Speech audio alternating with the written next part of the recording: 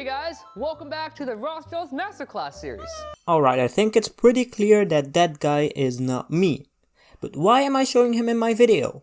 Well, this week I did something special. I followed along with a tutorial made by this guy. He's called Ross Draws and he makes amazing art, and he released a masterclass, and one of his classes was in portraits, which was an art style that I always wanted to try. So I took the opportunity and here we are, and today we're gonna discuss how it went. So we'll take it step by step, and step 1 is of course The mood board.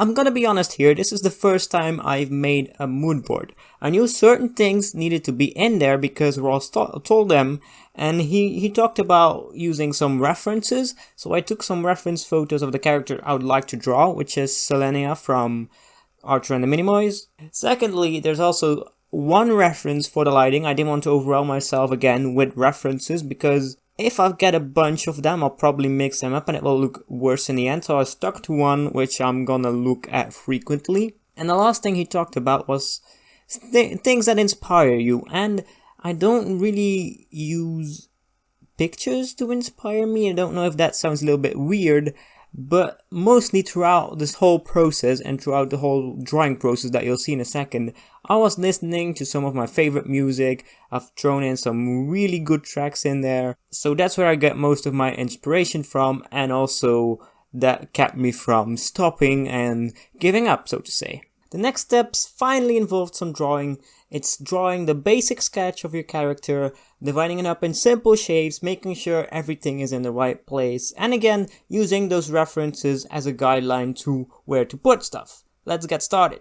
I did really take my time for the sketch because I knew this is gonna be the strong part of my whole process here, because this is something that I've done before, and if I got a solid foundation to work from, I think I can manage the rest as well. So I took my time and really slowed the sketch and double checked, triple checked, even quadruple checked if everything was in the right place, if everything was looking right and wrong. And a good trick for that, and that is one trick that Ross also mentions in his video, is you need to mirror your canvas. If you do that, you can definitely see stuff that's off. Mostly for me it's positions of the eye and the jawlines not matching up correctly. Those are all little things that you might not notice at first, but if you flip your canvas, you get a different look at how your character is looking, and it really helps a lot to make sure that everything is in the right place. But with the sketch all finished, it's time to move on to the next phase. And one important thing that I learned tremendously when creating portraits or painting in general is that the lighting is always directional. It's very linear. For example, you have your light source over here, and it's shining a light that way, and all the angles of these shadow shapes are pointed this way.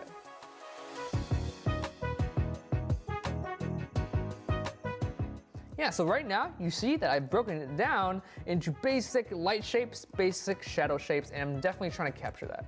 And although it may not sound like it, that little bit of advice about lighting is something that was so important throughout the whole process of making this portrait. This is basically what brought my portrait to be as good as it is. I think it looks great so far. Thank you, Ross. But all jokes aside, the next step is to redraw it?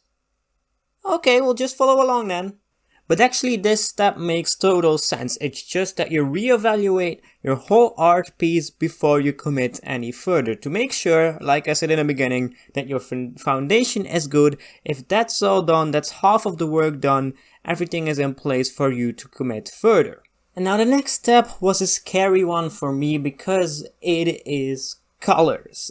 And if you follow the channel for quite a long time, you know, I don't do colors very often. I mainly stick to black and white, pencil, ink, all that sort of stuff. And it's mainly because I don't have much colors to work with in like traditional art.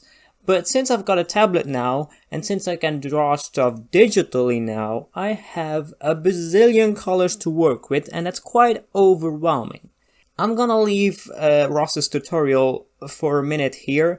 I've watched it through like a couple of times before starting, and then I watched it while I was making it, and I followed along with the rest of the steps, but it basically comes down to put color on paper and, well, put color on your drawing and then add some highlights and add some accents. That's mainly all the next steps that there is, so I'm just gonna let you show my work, not interrupt anymore, but I want to talk about some stuff I found in this tutorial and some tips that I found along the way. But let's first start about what my expectations were before starting this drawing. I didn't expect to become a master by watching one video or making one drawing.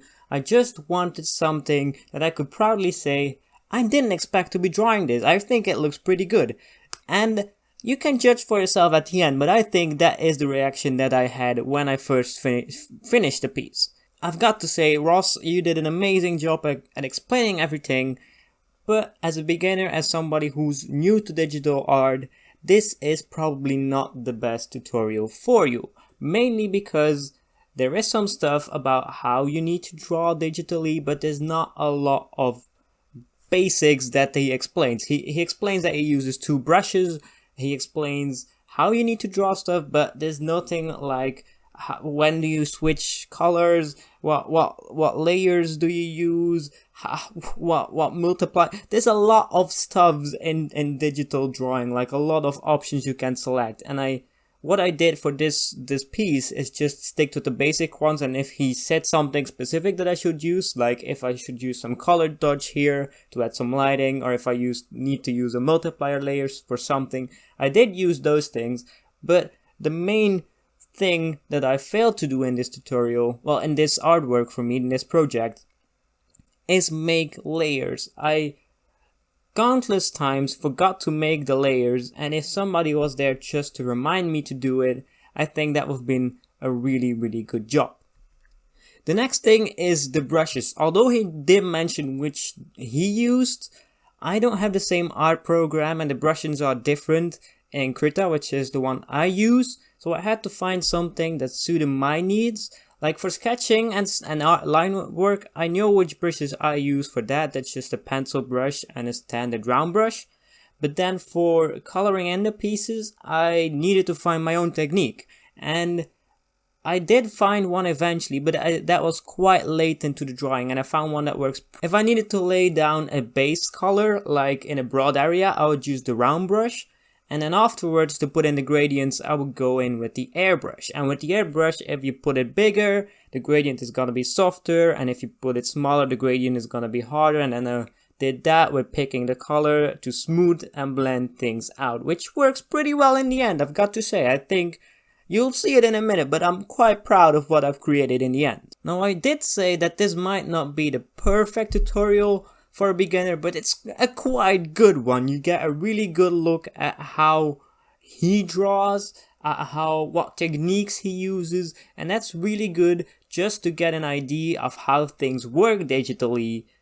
But there's some basics that missing that I went over before. But right after that, there's a lot of useful tips, like the lighting. He explains it good. He explains how to make a mood board, and he's got a lot of useful tips on the way. And I really recommend, if you want to get into digital art, this is a good starting place. This is. If all the other stuff, like what brushes you need to use and how you work with layers, that's all stuff that will come along the way. So don't really worry about that. I didn't do it and it turned out fine in the end. And also, there might be a point where you think to yourself, does this really look good? Didn't it look better before? Don't worry about it. Just keep drawing, keep going. There's always a point when you're drawing something that it looks ugly. If I compare it to building in Minecraft, for example, there's always a point where you go, this is not gonna work. This, how could this ever work? But if you push through that hard patch, which you can use the mood board for, or which I used my music for. If you push through that rough patch, you'll get through to the end and you'll finish with something that you're proud of, and you'll be happy. What else do you need? So we are nearing the end of the artwork and the time lapse, and before it ends, I want to first say a huge thank you to Ross Draws for making such amazing content and tutorials, and you taught me how to draw portraits. That's amazing. That's an accomplishment in my eyes. Oh, and I got to say, I did finish this off camera because I had a boring class the other day and I might have just worked on it a little bit more. Keep that between you and me. But I did go back on it and just tweak a few little things here and there. Not that much is different, but I think the overall appeal of the image is a lot better looking in the end. But before we end the episode here, I want to say thank you for watching. Hit that like button, comment, subscribe, and all that good stuff. And if you want to see more stuff like this, let me know in the comments. Let me know which tutorial you want me to follow next. I'm open for suggestions.